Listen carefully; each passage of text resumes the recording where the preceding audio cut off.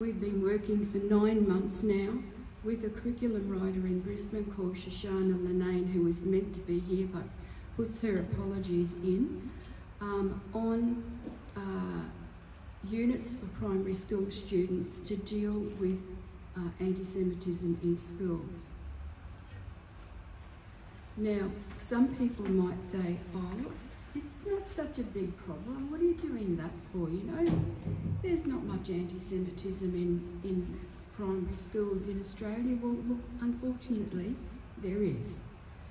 And the New South Wales Legislative Council launched an inquiry into anti-Semitism in February this year, and its purpose is to consider, quote, the underlying increasing incidence of anti-Semitism across the state and the threat that these incidents pose to social cohesion.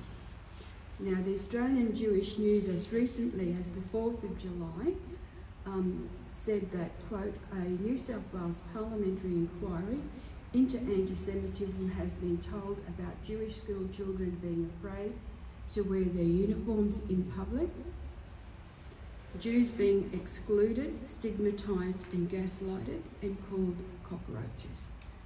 Disgusting what's been happening, end of quote. Mariah College principal Miriam Hassifer told the inquiry that a 9-year-old girl had been chased up Queen's Park Road near Sydney's eastern suburbs school by a woman repeatedly shouting, I can't say it, something to Jews, and free Palestine.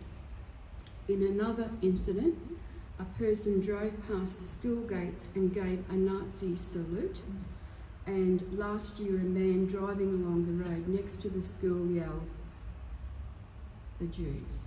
You can imagine what it was.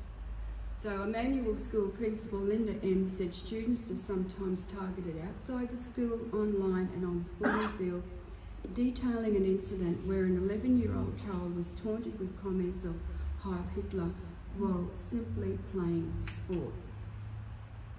She said students hid their Jewish identity in public by covering their uniforms. Now, SBS revealed in 2019 that anti-Semitic bullying at 2 Melbourne schools has led for calls to have Holocaust education in the curriculum. What happened was a 12-year-old Jewish boy, and I have the photograph of it, was made to kneel and kiss the feet of a Muslim boy. Very traumatising.